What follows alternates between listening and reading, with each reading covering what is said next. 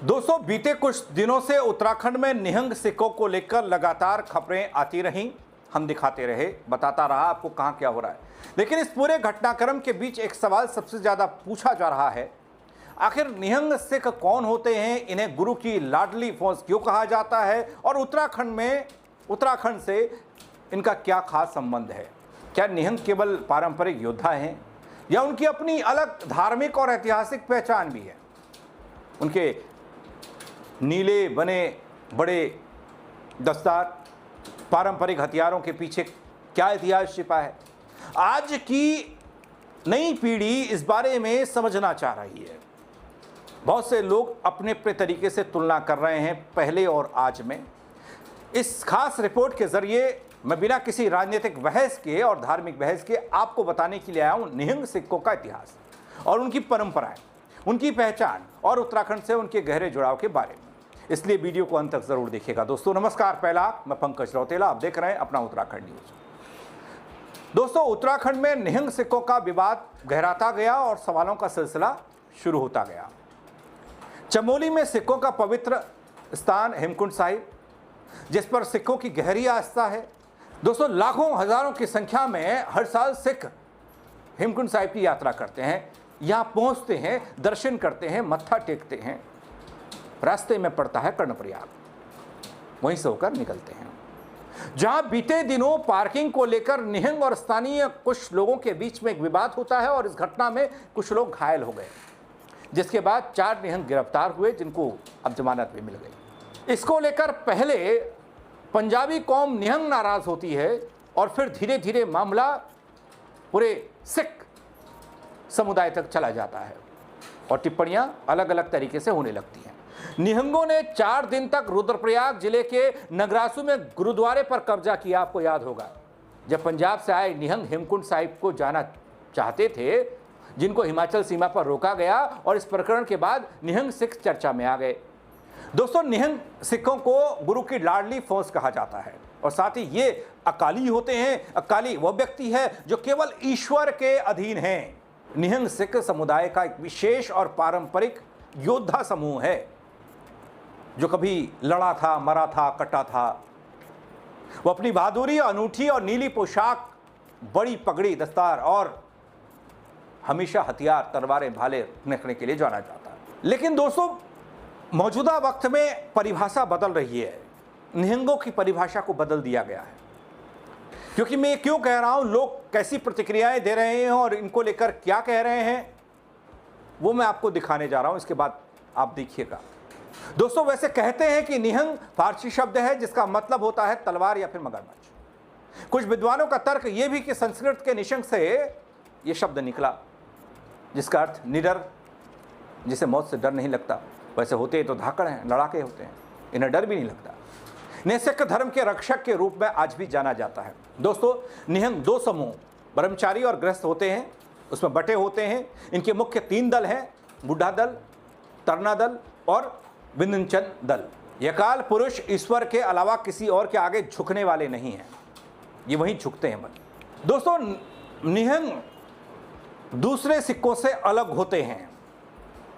Politeness की बात करें तो इनमें वो शायद आपको नहीं मिलेगी।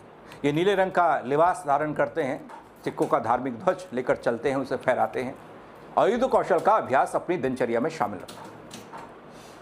निहंग की उत्पत्ति को लेकर कई विचार हैं। एक विचार जो सबसे ज्यादा प्रचलित है उसके अनुसार आपको बताता हूं। निहंग सिखों का एक सैन्य संगठन, जिसकी उत्पत्ति भारतीय उपमहाद्वीप में हुई थी। मुगल काल के दौरान वे युद्ध के मैदान में अपने वीरतापूर्वक युद्ध कौशल और निर्मम तकनीकों के लिए जाने जाते थे। निहंग कभी सिख साम्राज्य की सशस्त्र सेनाओं के अनियमित गुरिल्ला दस्तों का हिस्सा थे और यह माना जाता है कि 1699 में 10वें सिख गुरु गोविंद सिंह द्वारा खालसा पंथ की स्थापना के समय ही निहंग स्थापित किए गए। लेकिन दोस्तों, ये सब ठीक, इतिहास बढ़िया, इनका पराक्रम, उस पराक्रम को सल्यूट जो इन्होंने किया, वो देश के लिए गौरव। लेकिन आज उत्तराखंड में गहराते विवाद में कई तरह के तर्क निहंग को लेकर गढ़े जाने लगे। इस बीच एक वीडियो मेरे सामने आया, हालांकि कई वीडियोज ऐसे हैं जो चल रहे हैं, सारे वीडियोस में अलग अलग तरीके से राय और तुलना और इनकी परिभाषा गढ़ी जा रही है। सारे लोग एक जैसे नहीं होते हैं, लेकिन कुछ लोग और बार बार होती एक जैसी हरकतें ये बताने के लिए काफी हैं कि कुछ गड़बड़ जरूर है। पहले आप इस भाई को सुनिए। उत्तराखंड पर चढ़ाई करने के लिए आगे बढ़ चुके हैं। जितनी भी तरह के पौराणिक या अत्याधुनिक हथियार होते हैं साथ में लेकर चल रहे हैं। तलवार, फरसा, कृपाण, बंदूक सब साथ में लेकर चल रहे हैं। पुलिस वालों से बस इतनी विनती है कि इनको रोका ना जाए, इनको उत्तराखंड जाने दिया जाए। मैं तो उत्तराखंड पुलिस से कहना चाहूंगा कि इनको सरकारी गाड़ी में बिठाकर हरिद्वार या ऋषिकेश तक छोड़ाओ और उसके बाद वहां से हट जाओ। उसके बाद इन नशेड़ी गंजेड़ी उग्रवादियों का क्या करना है उत्तराखंड के लोग, उत्तराखंड के पहाड़ी लोग समझ लेंगे। इनका ये जो भ्रम है ना कि इनको गुरुओं ने आजादी दे रखी है कि तलवार लेकर, हथियार लेकर तुम कहीं भी उत्पात मचाओ, ये उत्तराखंड के लोग इनको एक दिन के अंदर समझा देंगे। लिटरली एक दिन चाहिए इन लोगों को। और देखो, मुझे इन उत्तराखंड के लोगों से कोई लेना देना नहीं और नहीं मुझे इन पंजाबियों, इन सिखों से कोई प्रॉब्लम है।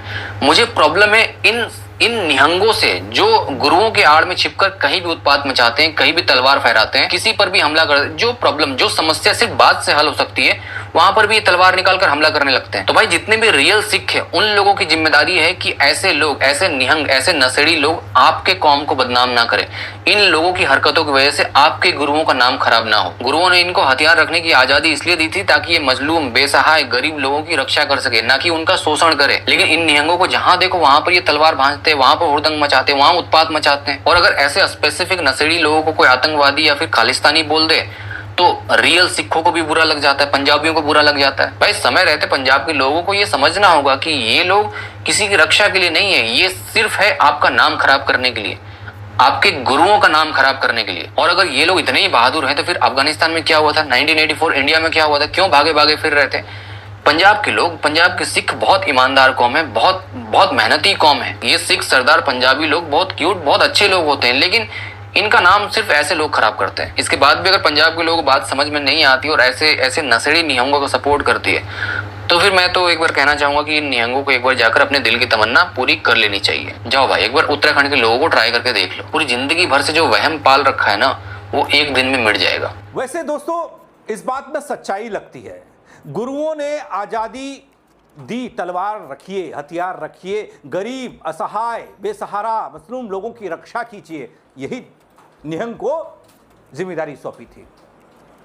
जिसे कहते हैं ना कि हम गुरु के चेले हैं और गुरु ने हमको दिया हथियार, हम नहीं छोड़ सकते।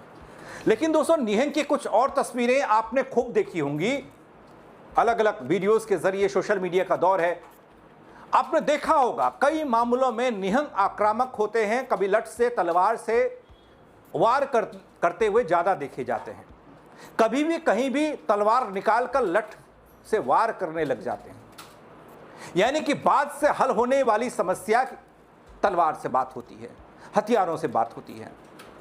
और इसमें कुछ लोग इस बात को ऐड करते हैं, जोड़ते हैं कि आज के दौर में निहंग की परिभाषा बदल चुकी है। लोग कहते हैं कि नशा, चरसी, गांजा पीने वाले सारे लोग इस टोली का हिस्सा बन चुके हैं और उसी वही टोली है जो विवादों को जन्म दे रही है। ऐसे कितनी सच्चाई है, किसी धार्मिक तौर पर मैं इस पर कमेंट नहीं कर रहा हूं, लेकिन कितनी सच्चाई है ये वो लोग जाने। हालांकि नशा किस धर्म में नहीं है, लेकिन आज के दौर में इसकी परिभाषा बदल रही है।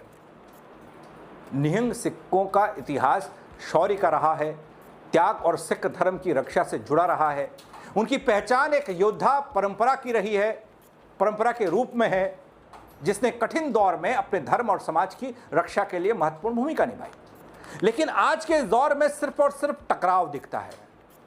क्या उस वक्त जो आक्रांताओं से लड़े थे, जिन्होंने रक्षा की थी, और आज वो अपने लोगों को ही काटने पर उतारू हैं? क्यों? किसी भी समुदाय की पहचान कुछ व्यक्तियों से नहीं होती दोस्तों, लेकिन किसी व्यक्ति या समूह पर कानून तोड़ने के आरोप लगे, उसकी जांच और उस पर कार्रवाई होनी चाहिए। दूसरी ओर पूरे समुदाय को एक ही नजर से देखना उचित नहीं है। जैसे कई लोग सिख की बात कर रहे हैं, लेकिन सिख की बात नहीं होनी चाहिए, निहंग की बात होनी चाहिए।